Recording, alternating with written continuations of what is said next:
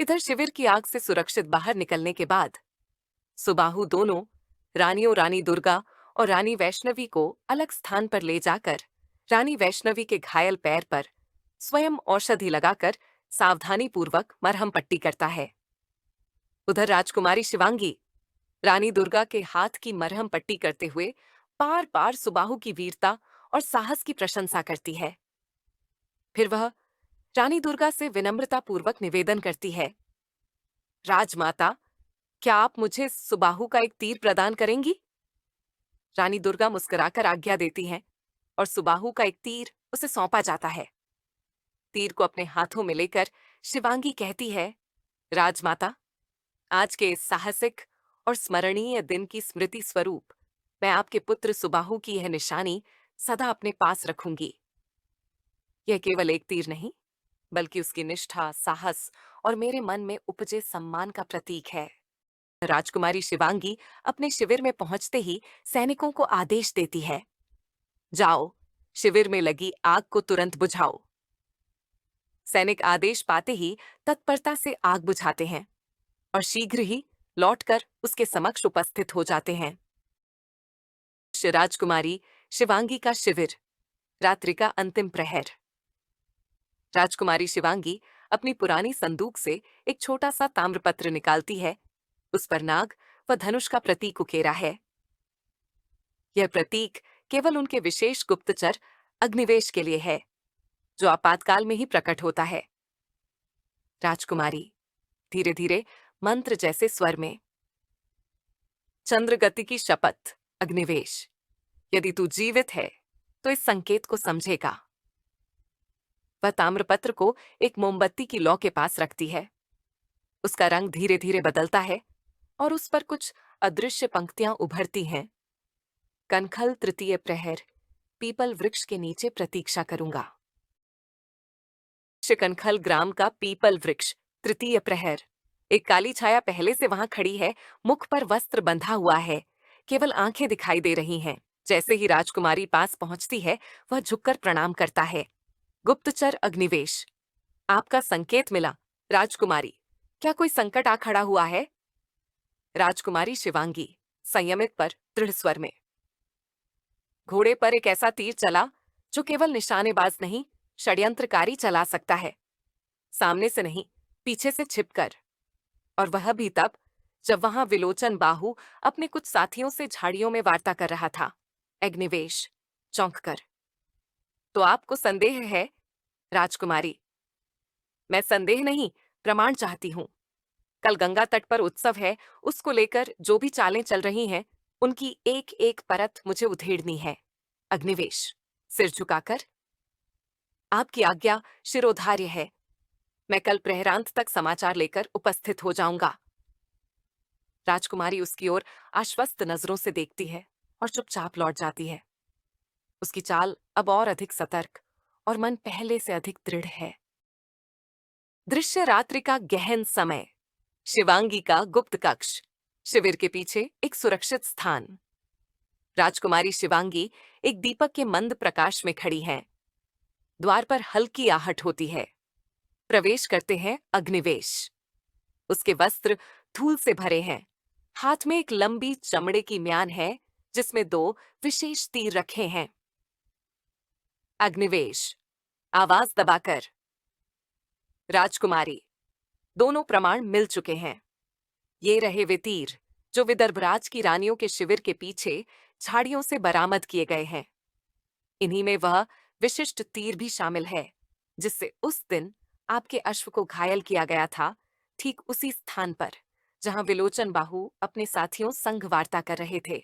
और पिछली पूर्णिमा की रात विदर्भराज के शिविर के पीछे जो आग लगी थी, वह भी इन्हीं अस्त्रों से चलाई गई चिंगारी का परिणाम थी। वह म्यान खोलता है। 2 काले धातु के तीर, जिनके पीछे नीले रंग का विशेष निशान है, इनमें से 2 अग्निस्पर्श से जले हुए एवं दूसरे का सिरा रक्त रंजित स्पष्ट दिखाई दे रहा है। राजकुमारी शिवांगी तीर को गौर से देखते हुए, आंखों में रोष और पीड़ा। इन्हीं तीरों ने उस रात सुबाहु की माता दुर्गा देवी की शैया के समीप आग फैलाई थी, और सब कुछ दुर्घटना बताकर छिपा लिया गया। अग्निवेश, ये तीर वैष्णवी रानी के शस्त्रागार से गायब हुए थे। रानी स्वयं भी नहीं जानती कि ये कैसे लुप्त हो गए, लेकिन उनके बनावट की पहचान केवल विदर्भ और काशी के कुछ ही योद्धाओं को है। राजकुमारी, इन तीरों को छिपाकर रखो अग्निवेश। उचित समय आने पर मैं इन्हें ऐसे समय में प्रस्तुत करूंगी जहां सुबाहु की माता रानी दुर्गा और विलोचन बाहु की माता वैष्णवी दोनों उपस्थित होंगी। और वह दिन दूर नहीं, एक क्षण रुककर इन दो माताओं के सम्मुख जब यह सच्चाई आएगी कि विलोचन बाहु का अपराध अब केवल युद्ध नीति नहीं, परिवार की मर्यादा के विरुद्ध भी है। जब आग लगने के कारण विदर्भराज बिनवेंद्र सिंह का शिविर जल गया, तब काशी नरेश सोनभद्र ने विनम्रतापूर्वक विदर्भराज से अनुरोध किया कि वे अपनी रानियों को कुछ समय के लिए उनकी रानी बैसाली के शिविर में ठहरने की अनुमति दें। काशी नरेश की आत्मीयता और स्नेहपूर्ण व्यवहार को देखकर विदर्भराज की रानियां रानी दुर्गा और रानी वैष्णवी रानी बैसाली के शिविर में ठहर जाती हैं। अगले दिन राजकुमारी शिवांगी अपने पिता काशी नरेश सोनभद्र के समक्ष राजा विनवेंद्र सिंह की उपस्थिति में कुंवर सुबाहु की वीरता और सद्गुणों की प्रशंसा करने लगती है। उसकी बातें सुनकर मुस्कुराते हुए काशी नरेश सोनभद्र बोले, लो विदर्भराज, हमने तो अपनी बेटी शिवांगी का रिश्ता आपके पुत्र कुंवर सुबाहु से तय ही मान लिया। अब आपकी क्या राय है? यह सुनकर राजकुमारी शिवांगी संकोच और लज्जा से मुस्कुराती हुई वहां से चुपचाप चली जाती है। इधर राजकुमारी शिवांगी अपने शिविर में पहुंचकर फिर से अपनी मां वैशाली से सुबाहु की प्रशंसा करने लगती है। तत्पश्चात अपने शिविर में ठहरी हुई सुबाहु की मां से भी सुबाहु की प्रशंसा करने में कोई कसर बाकी नहीं छोड़ती। तत्पश्चात राजकुमारी शिवांगी रानी दुर्गा तथा रानी वैष्णवी की सेवा कर उन्हें अपने सेवा भाव से खुश कर देती है। इधर रानी दुर्गा राजकुमारी शिवांगी के सेवा भाव से खुश होकर उसे अपने राज परिवार में आने का निमंत्रण देती है। अगले दिन दोनों राज परिवार गंगा स्नान कर अपने अपने निवास स्थान को वापस हो जाते हैं। कुछ दिन बाद राजकुमारी शिवांगी रानी दुर्गा के पास एक गुप्त संदेश भिजवाती हैं, जिसमें वह सुबाहु से विवाह करने की अपनी इच्छा प्रकट करते हुए यह निवेदन करती हैं कि उनके पिता सोनभद्र ने गंगा तट पर ही इस विवाह को स्वीकृति दे दी है। उधर रानी दुर्गा राजकुमारी शिवांगी के गुप्त संदेश का उत्तर देते हुए कहलवाती हैं, राजकुमारी, तुम इस संबंध में तनिक भी चिंता न करो। समय आने पर सब कुछ अपने आप ठीक हो जाएगा। रात का तीसरा प्रहर राजकुमारी शिवांगी अपने शिविर के एकांत गुप्त कक्ष में अपनी माता के साथ मौन बैठी है। एक छोटे से बक्से से कुछ तीर निकालकर सामने रखे हैं। वह जिनमें से कुछ तीर को अपने पैरों से कुचलती है, वह एक एक कर तीरों को उठाकर देखती है। हर तीर पर अंकित है विदर्भ राज्य का वह गुप्त राज चिन्ह, जो सामान्य दृष्टि से अदृश्य होता है, पर राज परिवार की आंखें उसे तुरंत पहचान सकती हैं। तभी उसकी दृष्टि एक विशेष तीर पर ठहर जाती है। वह उसे धीरे से उठाती है। तीर की नोक को ध्यान से देखती है, एक सूक्ष्म सा कटाव जो किसी और की दृष्टि से छिपा होता, पर शिवांगी जानती है यह वही तीर है जिसे विलोचन बाहु ने चलाया था और सुबाहु ने अपनी तलवार से हवा में ही काटकर पकड़ लिया था और उसकी रक्षा की थी। वह तीर को चूम लेती है और उसी क्षण उसकी आंखों से 2 बूंदें टपक पड़ती हैं।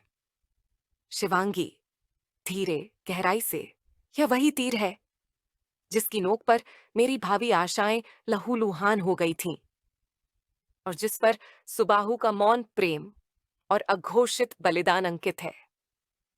अब यही तीर मेरी अग्नि परीक्षा का प्रमाण बनेगा। वह तीर को हृदय से लगाकर धीरे से बक्से में रखती है।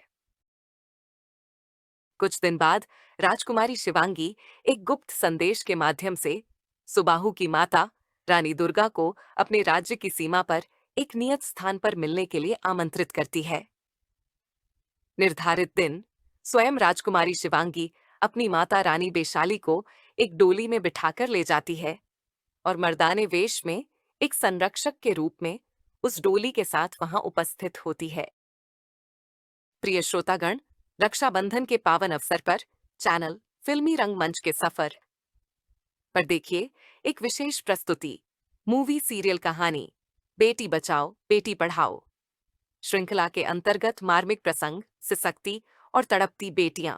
प्रसारण दिवस शुक्रवार, समय रात 8 बजे।